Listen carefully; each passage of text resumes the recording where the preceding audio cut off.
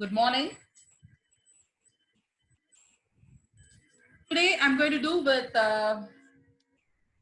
laws of motion. The second part is I have divided laws of motion into two parts.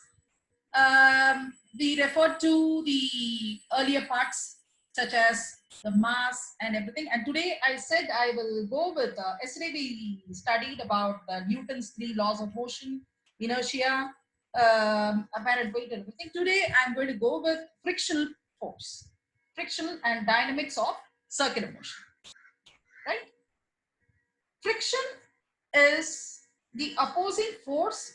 Before that, let me, this is the clay 6 page. I have opened this for you. You can as well go to the practice session. Log on to clay6.com. Click on the practice section. You have all the packages. Now go to the NEET premium package. We have the revision notes here. See? The revision notes. We have actually summarized for all the topics of physics, chemistry, and biology, which is very, very essential for the NEET exams. The important formulae, the important notes which you have to memorize and which you have to learn. It is enough if you memorize all these formulae. All the topics are given. You can as well go through that. And the package is offered is also being given. And see, right from units and measurements till the end of the chapter, that is semiconductors and devices, everything is included in this. Everything is given as chapter wise. Important notes and important formulae, everything is being summarized. So it is enough if you learn these formulae and apply these in the questions to come in the NEET exams. So when I talk about this laws of motion, the percentage is, this is a very, very important topic, children. You have kinematics and laws of motion are very important. The weightage is now going to be 3% for this particular chapter. Means you can expect at least 1 to 2 questions from this chapter. Is that okay? Now coming to the revision part. See, I said I will go with frictional force. What is a frictional force? Friction is nothing but the opposing force that comes into play when one body is actually moving over the surface of another body is trying to move over the surface of the other. So it's more like the resistance offered by the surface, you can say. So whenever the surface is now going to be very, very rough, then the frictional force is said to be more. And the force of addition, later on we'll be studying in the properties of matter also. The friction, the force of addition between the molecules is now going to be also related to this. We'll be studying more about that in the properties of matter. Now when I talk, now see the friction. Now, when I talk about the friction, there are limiting friction. Limiting friction is the maximum value of the static friction. What is static friction? Static friction is nothing but a self-adjusting force. It's a self-adjusting force. Limiting friction is the maximum value of static friction. So, friction basically can call it as a dynamic or kinetic friction. That is when the object is in the motion, when the object is moving, it is somewhat you can see that the kinetic friction is somewhat less than the limiting friction. Okay, so static friction is the self-adjusting force. Rolling friction is slightly less than the sliding friction. When I talk about the laws of limiting friction, first law states that F is directly proportional to R, where F stands for force and R is the normal reaction. Remember, sometimes it is denoted by N and sometimes denoted by R also. Now coming to the second law, direction of force is opposite to the intended direction of motion. The third law, F does not depend upon the actual area of contact. Fourth law, F depends upon the nature of material and nature of polish of the surfaces in contact. So these are the important laws you will have to know. Coming back to the notes now, I can now tell you, see, coefficient of static friction. See, it now states that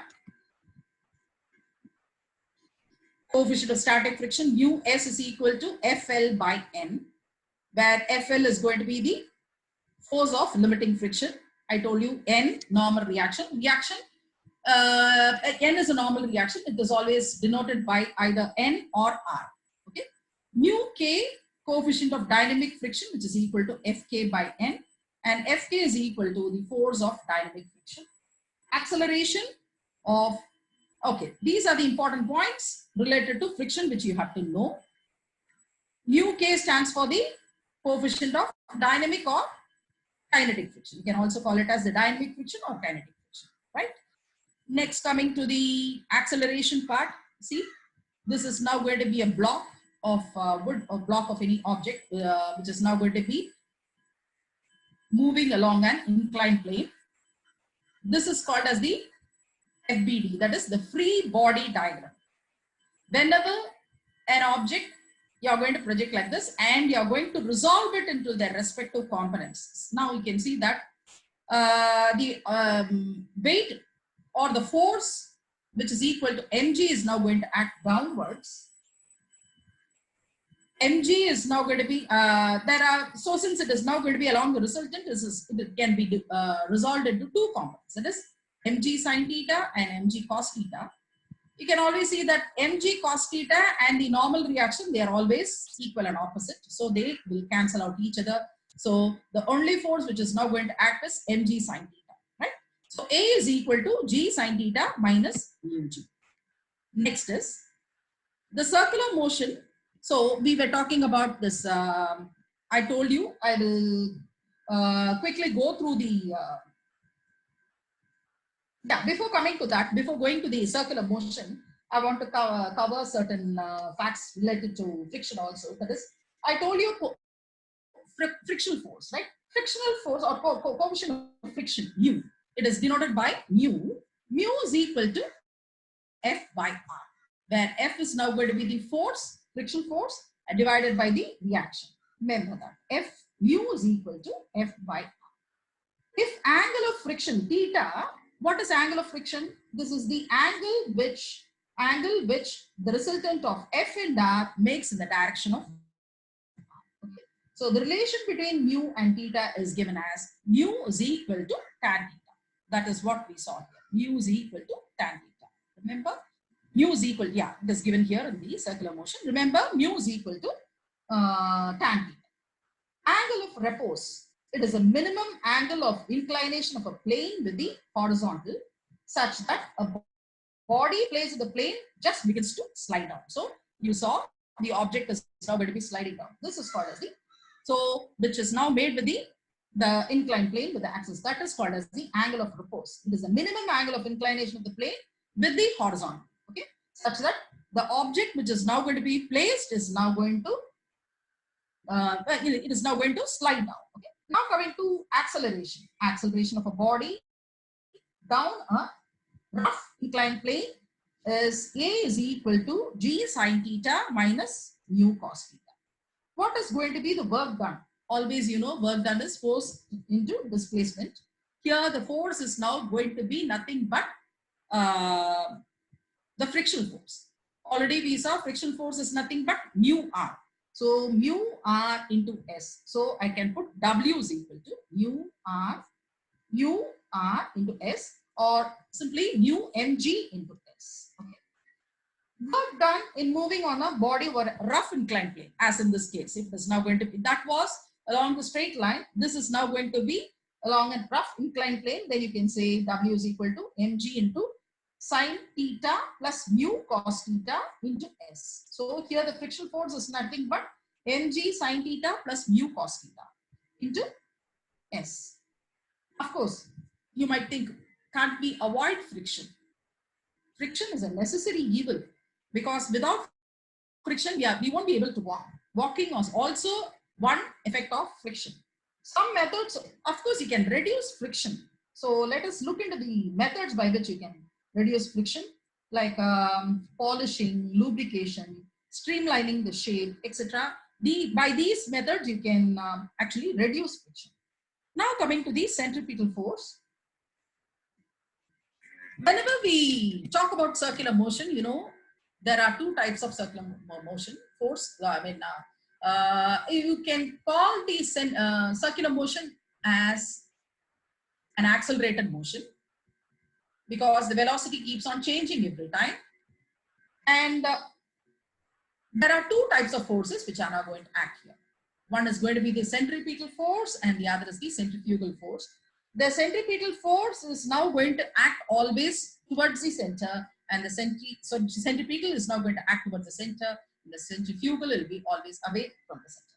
So centripetal force is the force required to move the object uniformly in a circle. So this is very, very important. So here we are in a when we consider the circular motion, we are going to talk more about the centripetal force here. Okay? So magnitude of this force is now given by F is equal to mv squared by r. Remember, it is given by mv squared by r. Or you can also say v squared by r is given by v squared by r squared is given by omega squared. You can also say it as mr omega squared, okay? Where omega is the angular acceleration. So it acts along the radius and it is always pointed towards directed towards the center of the circle. Remember that. And I was talking about the centrifugal force also. Centrifugal force also acts along the circular path, but it has a tendency to regain the object to the original or the straight line path. Okay. So centrifugal force can be treated as the reaction. It is now going to be the opposite of the centripetal force. So it is, if this is now going to be the action, that is now going to be the reaction. So if centripetal force is going to be the action, centrifugal force will be the reaction. So the magnitude of centrifugal force is same as that of the centripetal force. Remember, both are equal and opposite. Remember that. So the direction of centrifugal force is always along the radius and it is always away from the center. Remember that. Okay. While going around the circle, now this is now going to be we are going to talk about the circular motion of a car. So you might see sometimes the roads are curved, is it not? How does these automobiles or vehicles or cycles, how it is now going to manage this curve? Let us see what are the formulae you'll have to undergo, or you have to learn while tackling such problems, or let's see. While rounding a level curved road, the necessary centripetal force is provided by the force of friction between the tire and the road. Remember that. Okay. What is going to be the centripetal force provided? It is now going to be provided by the force of friction between the tires and the road. So the maximum velocity with which the vehicle can go round the level curve without skidding, you can see it is given by, see, V max is equal to root of mu r g. F is lesser than equal to, so centripetal force required for circular motion is given by the frictional force I said. So F should be lesser than equal to mv squared by r, or from this equation we can derive that v squared is lesser than equal to mu rg when you substitute for F, and V max is equal to root of mu rg. From this we derive the equation V max is equal to root of mu rg. So motion of a car on a banked road where theta is going to be the angle of banking. You would have seen what is banking? Banking is nothing but while moving along the roads when they are along the curved path, you can see the outer circle is slightly raised. You can always see that this is to avoid the curved roads are usually banked. This is called as the banking of the curve. That is the outer edge of the curved road is raised suitably above the inner edge. Suppose if theta is going to be the angle of banking, then it is given as r cos theta is equal to mg and r sin theta is equal to mv squared by r, and tan theta is equal to v squared by r. Remember that. Okay. Yeah, that is given. Okay. So when a cyclist, so we can now see that angle made by the resultant force, resultant of FL, and the normal, that is where FL is the limiting friction. Okay, and the normal reaction is called as the angle of friction. Here we take it as tan lambda is equal to FL by N. I told you N is the normal reaction and FL is the limiting friction, which is given by mu N by N, which is equal to mu. So whenever the body is resting in the inclined plane, you can now say, I told you, I gave you earlier that for both along the straight line and the whenever it is going work done by the body over a rough horizontal plane is given by mu mg into s, and work done in the moving a body over a rough inclined plane is given by W is equal to mg sine theta plus mu cos theta into s. So whenever there is friction, we are now going to consider this coefficient of friction. Remember that. Now let us quickly go to the problems. Let's see how to solve the problems. How can you take the class 6 tests? Now we have given subject-wise tests for, you can see, for physics, chemistry, biology, class 11 and class 12. You've got lots of tests. You have NEET full tests also, full length tests. You have about 38 tests. And whenever you want to take a test, what you do is click on that particular subject. You can see the blue bubble, red bubble, yellow bubble, and the green bubble. Blue bubble says you have not taken the test yet. Red is for random tests. Yellow is you have attempted and quitted the half of the test. And green bubble states that you have already taken the test. But anyways, you can go it any number of times. You can do it any number of times. Even if you have attempted the test, you can take the test again and again until you are thorough about of the concepts. Right? Now I'm going to attempt the 5th test. I'm clicking on it. It takes click on take test. Go to test. Okay. Coming to the first question. A horizontal force F is applied on a rod inserted between two identical blocks A and B placed over a rough surface. See, it is given as rough surface. That means friction is now going to play. So force F is gradually increased. Then which of the block will move first? Let's quickly solve that. Now what is going to be the net force here? Net force is given by F1 minus F2, which is equal to F. That is, F1 is now going to be due to the block of mass M1 or block A. In this case, it is given as block A, right? So block A, and F2 is now going to be that of block B. Okay, so let me take this as A and this as B. Okay, so the force is now going to be like this. You can put it like, say, this force, and they are now see that it is given that they are now going to act along the rough surface. So the force is now going to be, so now you can see the force applied is now going to be like when I say, I can now put it by say this is now going to be, F is now going to be like this. This obviously it is touching here. My diagram is not perfect, so it is going like that. Now you can see the force is also going to be in this direction also. Okay, so since it is touching, you can see that it is also going in that direction. So obviously you can see that F1 is now, so this is now going to be F1 and this is now going to be F2. Okay, this is now going to be F1 and this is now going to be F2. Obviously you can see that F1 minus F2 is F1 is greater than F2. So block B will move first. Okay, next block B. The option is correct. Save that. Go to the next. A disc of mass 10 grams is kept horizontally in air by firing bullets of mass 5 grams each at the rate of 10 per second. If the bullet rebounds with the velocity, rebounds with which the bullets are fired. Now he is asking you at what rate it is now rebounding back. Let's solve this.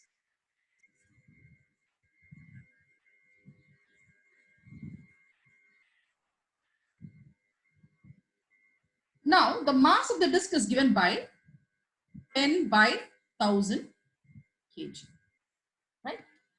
Let the speed of the bullet be v. Speed of the bullet v equals v. Now the change in momentum per second is given by change in momentum per second is given by 2 mvn, where m stands for mass, v the velocity, and n the number of bullets. Okay, N is now going to be the number of bullets.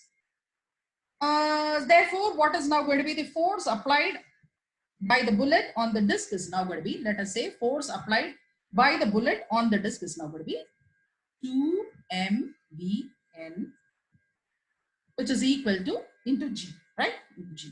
So that is equal to 10 by 100 into G, which is equal to 0.2 into 10 into, we know that it is already, F is now going to be 10 into 100 into G, so mg. So that is now going to be 0.2 times G is taken as, because he said take G as 10, I'm taking it as 10 into 5 by 100 B, which is equal to, when you calculate and simplify that and calculate, you get it as 98 centimeters per second. Let's quickly see which option is correct. 98 centimeters per second, right? Click that, go to the next question.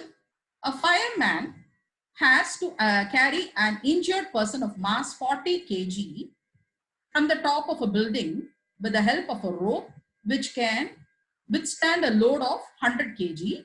The acceleration of the fireman in his, if his mass is 80 kg, will be what?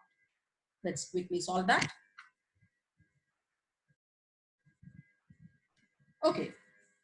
Now the total mass is given by 80 plus 40. You have to take both the mass. Look, it is the mass of the injured person as well as the fireman. That is 80 plus 40, which is now going to be, so let me put this, 80 plus 40, which is equal to 120 kg. Rope cannot withstand this load, so he has to slide down with an acceleration. Okay, since the rope cannot withstand this load, he has to slide down.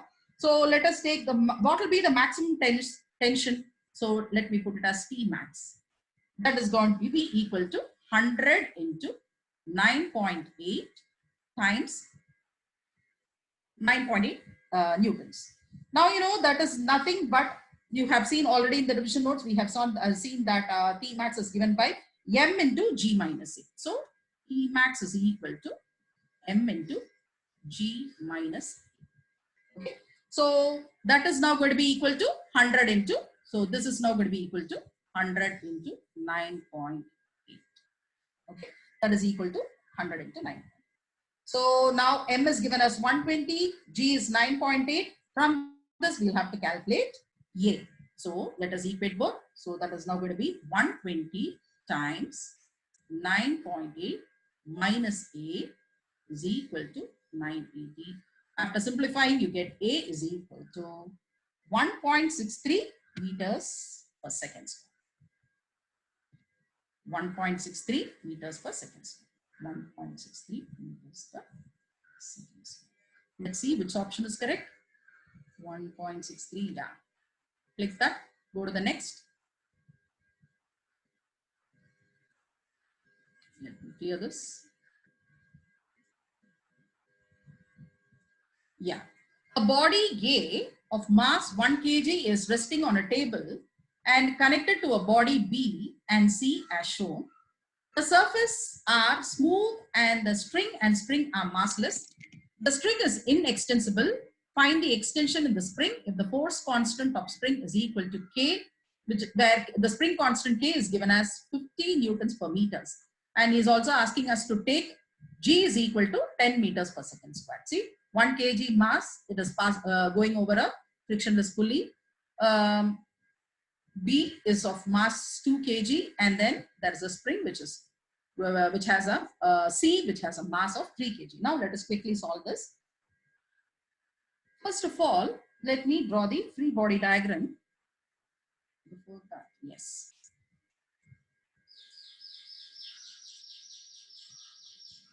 This is Kx. This is now going to be the reaction upwards. Mass is 3 kg, 3 grams. Let me see, this is 3 kg. Yeah, 3 kg. Yes. 3 kg. Now, it is very clear from the figure. You can see that it is now going to, the acceleration is now going to be downwards. Okay. So let me mark it. Acceleration is downwards. So since you know weight is equal to mg, let me take this as 30 newtons. Okay. This is now for the system, net pulling force is due to the mass B and mass C. See, you can see this mass B and mass C, right? So then F is equal to 2 plus 3 G, right? Which is equal to 5 into 10, which is equal to 50 newtons. Okay. So the force due to the both the masses 2 kg and 3 kg is now going to be 50. What is now going to be the total mass which is to be pulled? It is now you have to consider all the three, 1, 2, and 3. Now add everything up. So that will give you 1 plus 2 plus 3, which is equal to 6 kg, right? 6 kg. So what will be the acceleration? Now acceleration is 50 by 6. So A is equal to 50 by 6 meters per second square. So from the FBD, you can see that 30 minus kx, 30 minus kx is equal to ma. You can see that the action and reaction are equal. So this is now going to be, action is 30 minus kx, which is now equal, you can equate it to the force, which is equal to ma. Okay. So we have the, here we know k, we know m, we know a. Substitute all the values and find out x. Yeah. So 30 minus k is given as, let's see, the value of k is given as 50. Okay. Now I can write it as 50, which is equal to, mass is given as 3, acceleration is 50 over 6. We calculated. So simplify this and you can see that kx is equal to 50x. I'm sorry, 50x. So x is equal to 5 by 50. You get it as, you can see that you are getting it as 5 by 50, which is equal to 0.1. Okay, 0.1. Let's see which option is correct. 0.1 meter. Yes. Take that. Go to the next. Fifth one. A ball of mass 1 kg is at rest in position P by means of two light strings OP and RP. The string RP is now cut and the ball swings to position Q. If theta is the angle, that is, it is given as 45 degrees, find the tension in the string OQ when RP is cut. When RP is cut. Okay. You take G as 10 meters per second square. Okay. Now let's go to this. Let me clear this off. Let us draw the diagram.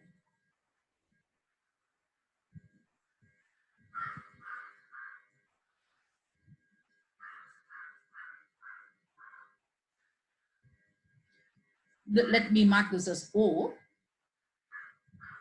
Now, at this stage, you can see the balls are here. Okay. The resultant is now going to be mg here. Okay, this is now going to be mg. And let me mark it as m2g, and this is m1g. Okay, so obviously you can see that this is now going to be the resultant components. Okay, this is along the tension. The tension is now going to be the let me mark this as T1, and this is T2. This is now going to be mg, right? So here, just a second. This is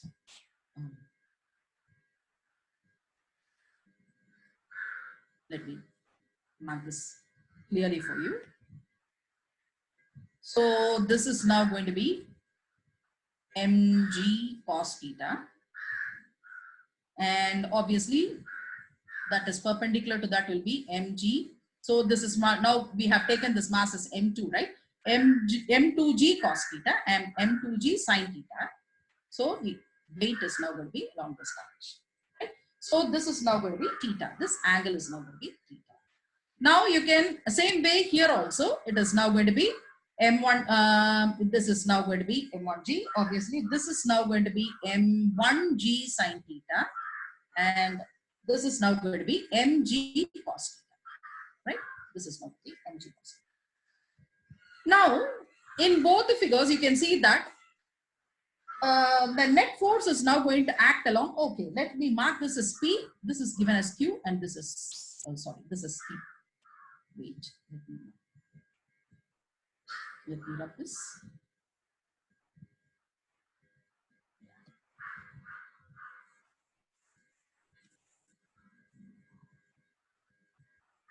So this is P, and this is Q.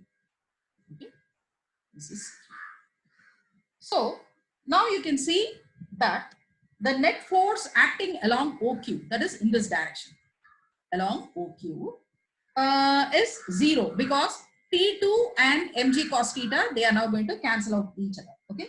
So, or in other words, I can put the net force which is now going to act is now going to be, that is T2, or in other words, you can say T2 is equal to mg cos theta because they are now going to be equal and opposite.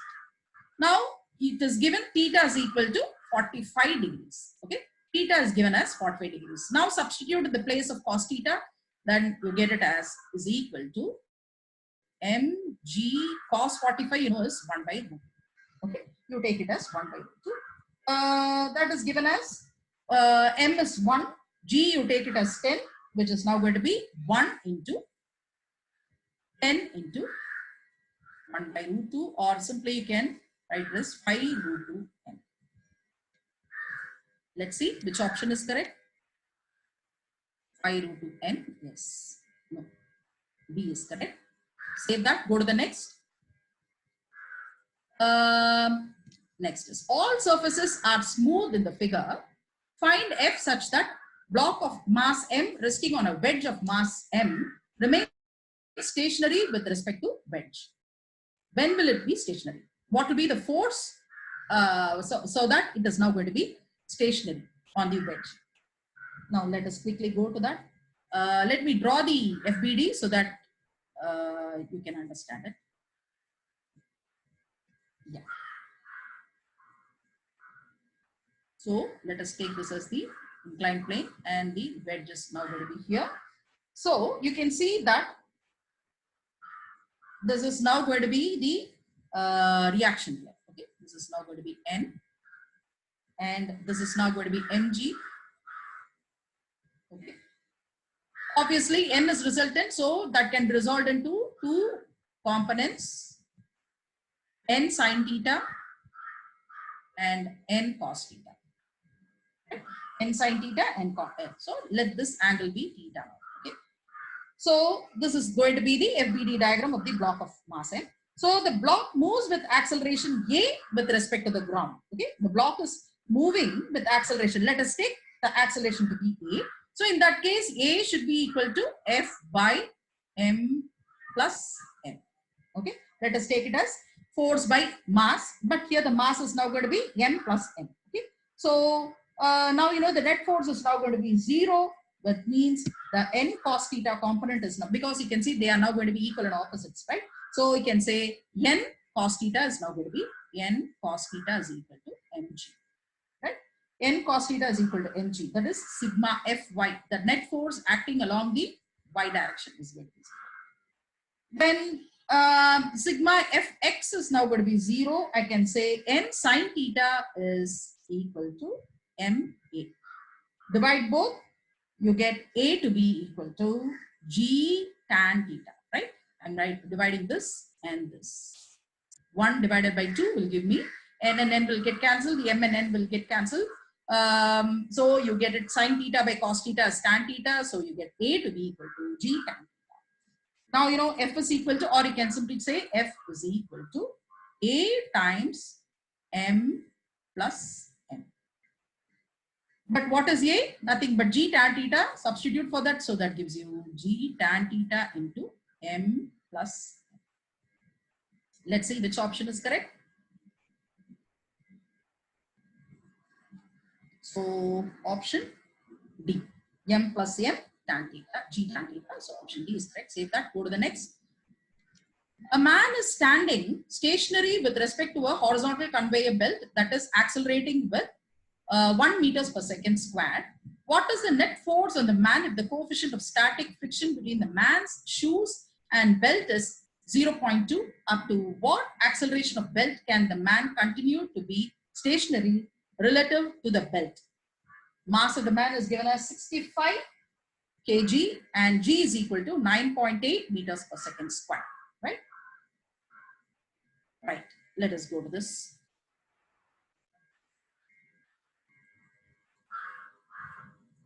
Now, the man is stationary on the belt, he says. So acceleration of the mass is equal to the acceleration, acceleration of the man is equal to the acceleration of the belt. Okay. Whatever is now going to be the acceleration of the belt is now going to be the acceleration of man. So net force on the man is now going to be, let us take F is equal to MA. Okay, let us take F is equal to MA, which is equal to 65 newtons. So since we are taking it as force, 65 newtons. Okay, 65 newtons. 65 into 1, which is equal to 65 newtons. Now, coefficient of friction mu is given as mu is equal to 0.2. Just a second, children. Let me check my pen pressure. I think that is troubling.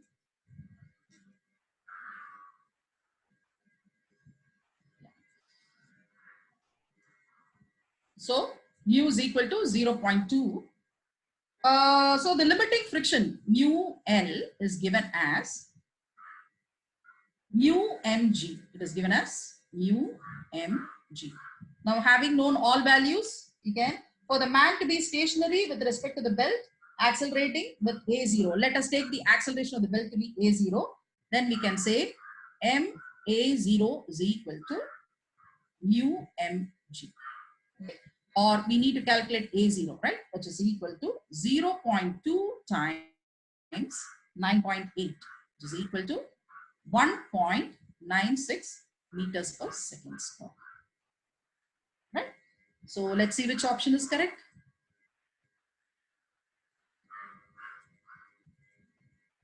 Option A, 1.96 meters per second. So save that, go to the next.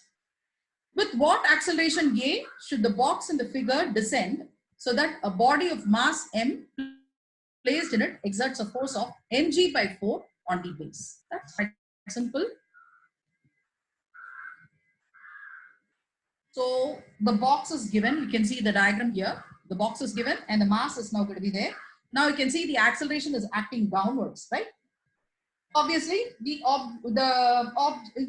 box is accelerated downwards. Then what will be the force? You can write it as mg minus n is equal to ma. The force mg minus n should be where n is going to be the reaction, mass is given m, g is going to be the acceleration due to gravity, and here the a is now going to be the acceleration of the box. Remember that. So normal n is going to be the reaction. This is now going to be the normal force. I told you it can either be denoted by r or n. So n is equal to, he says it is mg by 4. N is given as mg by 4, right? So, okay, it's capital M. So I can now substitute, and so A will be equal to 3g by 4, right? So let's see. After substituting that, you can find it out. It is now going to be 3g by 4. Let's see which option is correct. 3g by 4, option A is correct. Okay, save that, go to the next. Two beads A and B move along a semicircular wire frame as shown. The beads are connected by an inelastic string which always remains tight. At an instant, the speed of A is u, angle BAC is 45 degrees and angle BOC is 75 degrees, where O is the center of the semicircular arc. The speed of the bead B at that instant is what? Let us quickly draw the diagram. So it is now going to be a semicircular arc. Okay. Let us take this bead is now going to be on this particular point. So it is now going to be acting along this. Okay. Let me mark this point as A and B. So obviously this is now going to be the centripetal force acting B. Okay. And he says this center. Let us take the center to be O, right? Let that be O. And this angle is now going to be 75 degrees. Okay, that is 75 degrees.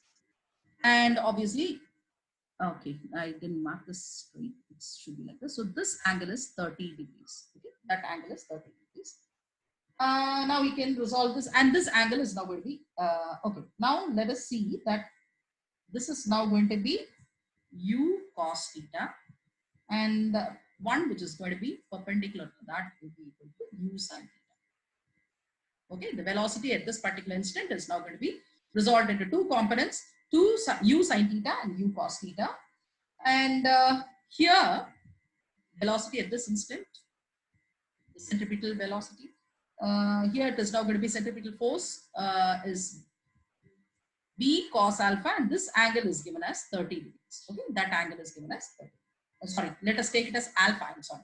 Later on, we can say that they are equal. So that is now going to be alpha. Let us take that alpha.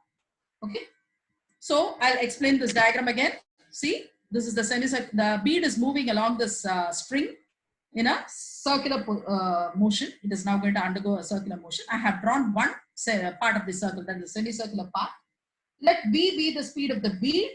Since the string, now the string is remaining tight, right? So it has to be undergoing some tension.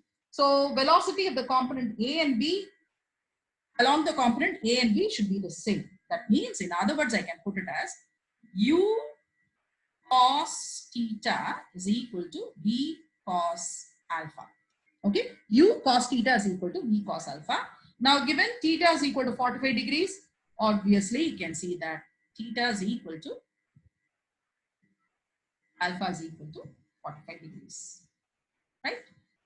So let me substitute that. In that case, I'll get it as 1 by root 2 is equal to V times 1 by root 2, or in this implies U is equal to V. Let's see which option is correct. Yeah, U, V is right. Save that, go to the 10th question. A block of mass M is in contact with the cart C as shown. The coefficient of static friction, the block and the cart is mu. The acceleration alpha of the cart that will prevent the block from falling satisfies which equation? Let's see, quickly see that. Yeah, let me clear that. Now, if the now we can see the constant acceleration with now we can see that the cart is now going to move with that constant acceleration. Let us take that. The acceleration of the cart AC is equal to, right? Now the pseudo force which is acting on the mass, let us take that as F is equal to MA. Right? Now force of friction is given by frictional force. F is given by mu N. Right? So for horizontal equilibrium, you know F is equal to N. Right? F is equal to N. N is going to be the reaction, remember. Now you know F is equal to mu times MA. Because the force is now going to be purely due to the frictional force, F is now going to be equal to mu by E. So the block will not fall as long as F is lesser than, greater than equal to mg.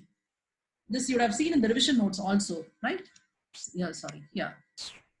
Right? We saw here. See?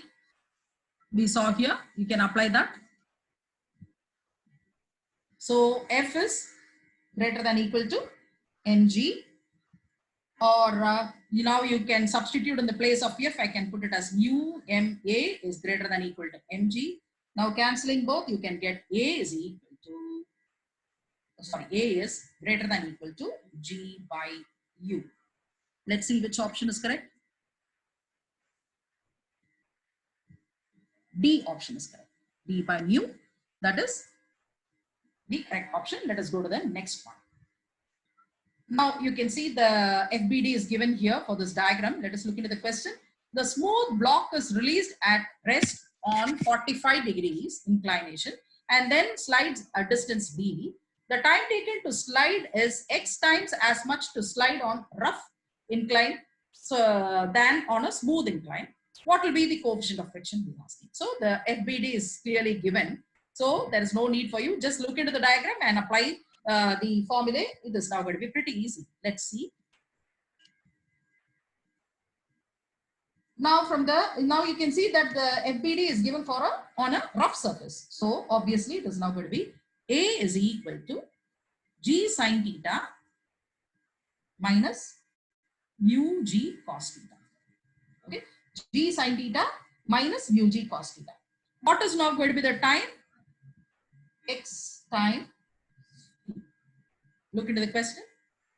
He says the time taken to slide is X times as much to slide on the rough inclined plane than on the smooth. So that is why we are taking it as XT. Now let us calculate the distance. S is equal to UT plus half AT squared, which is equal to, now you know the initial velocity is 0. So plus half into, in the place of A, we'll have to substitute this. Okay. So G sine theta minus UG cos theta, right? Into x t the whole square. T is now going to be x t the whole square. This is now going to be on the rough surface. Okay. Now let us calculate for smooth surface. So in that case, A is now going to be just G sine theta. Right? A is now going to be just G sine theta. Time is now going to be just T. Time is T. So here S is now going to be 0 plus half into, in the place of A, put G sine theta into T square. Now let me take this as equation 1. Let me take this as equation 2. So solve both. You can see that mu is equal to 1 minus 1 by x square. So let's see which option is correct. Oh, let me go to the test again.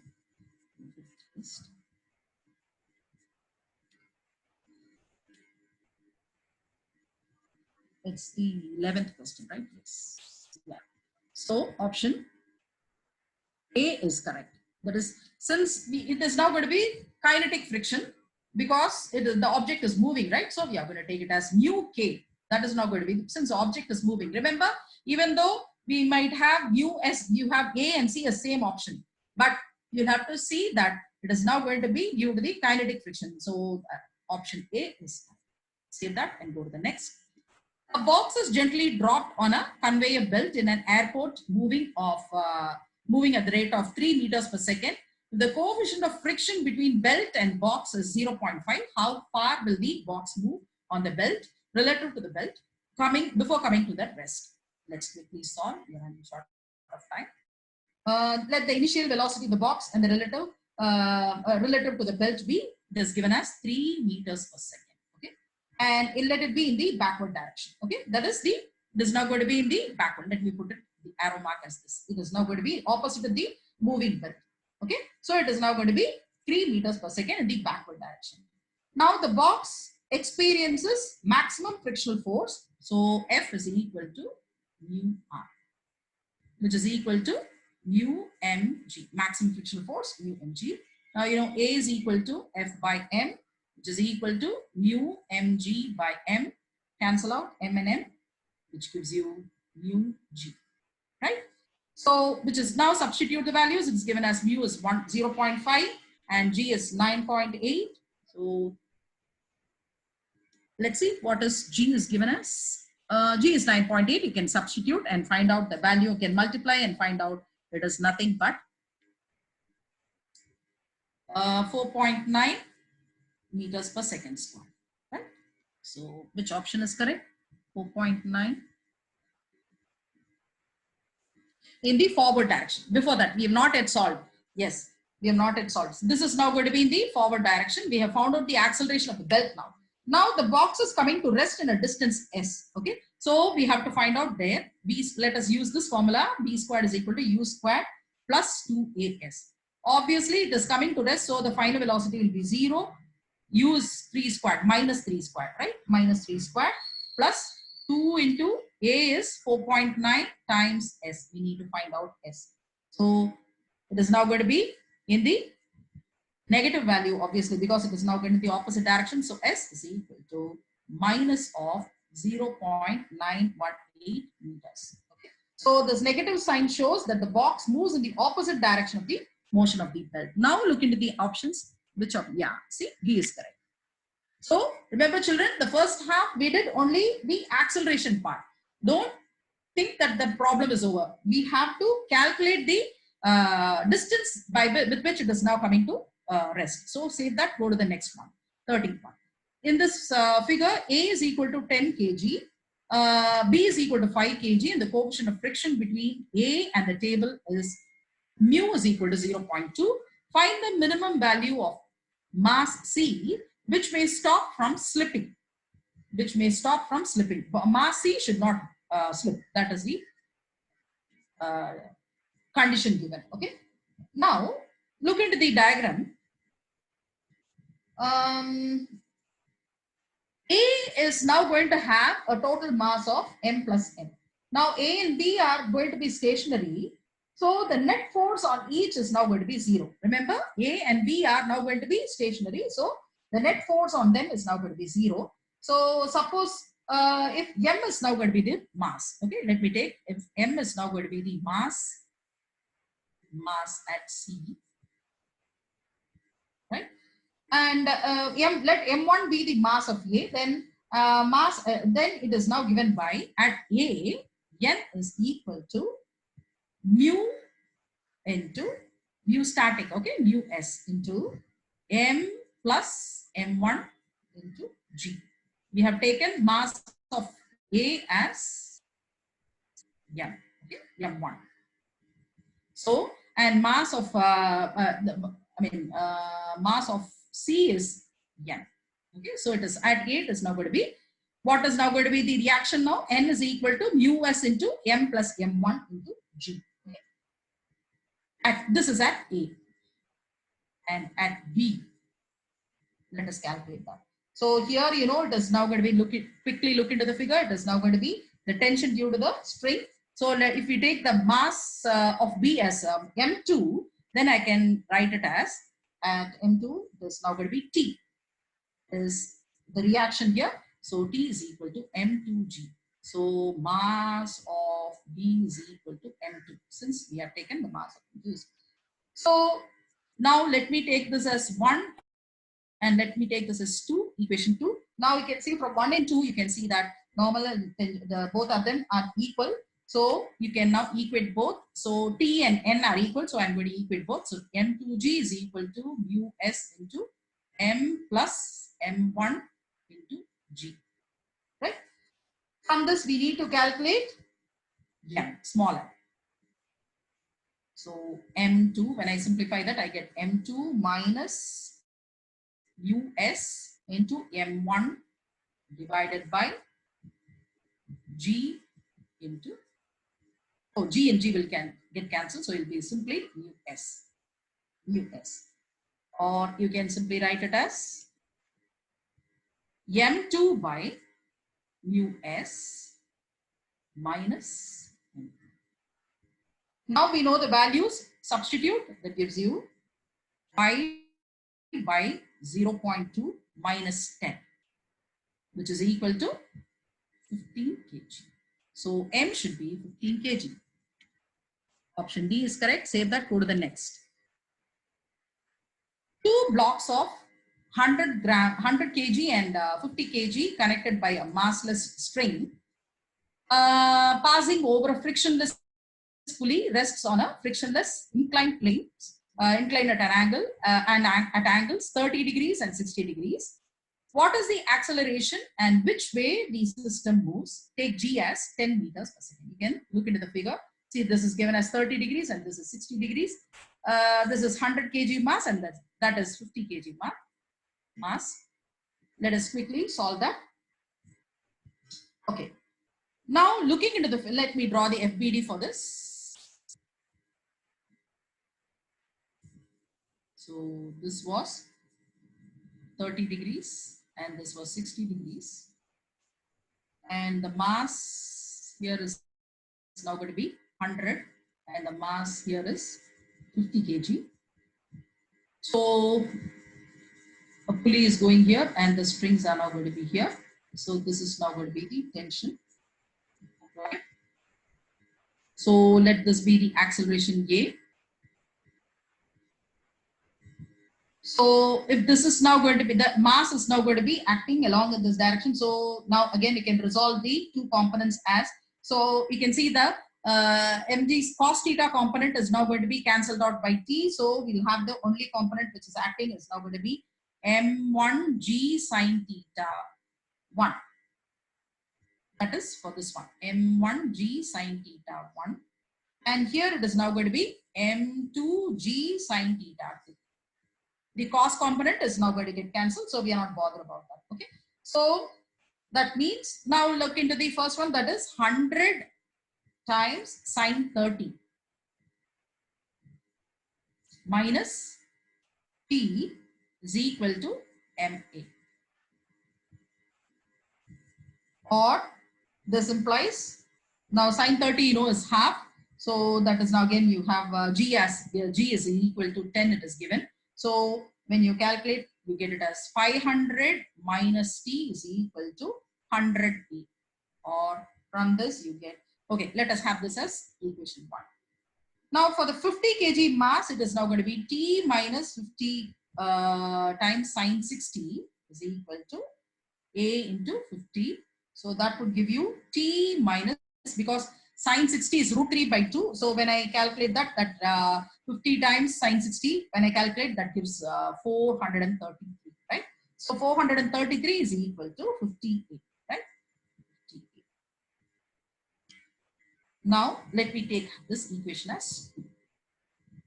Now solving, or you add both, you get it as 150a is equal to, sorry, 150a is equal to 67, or from this is equal to 67, or from this you get a is equal to 0.4, or a is equal to, this implies a is equal to 67 by 150, which works out to be 0.446 meters per second square. So that is, it is now going to be, this acceleration is going to be towards left. Okay. So let's see which option is correct. Option, yeah, 0.446 left. Okay. Click on. Now coming to the last question. A cyclist has to lean inwards when negotiating a curved unbanked road. The cyclist leans with an angle theta to the vertical. N is the normal reaction given by N is equal to mg, where m is the mass of the cyclist and the bicycle combined. The radius of the curved road is r. The force of friction is given by F is equal to mu n, where mu is the coefficient of friction. Assuming the cyclist skids, which of the following is true? Right? Let us see. Let me clear this. Let me draw the FBD.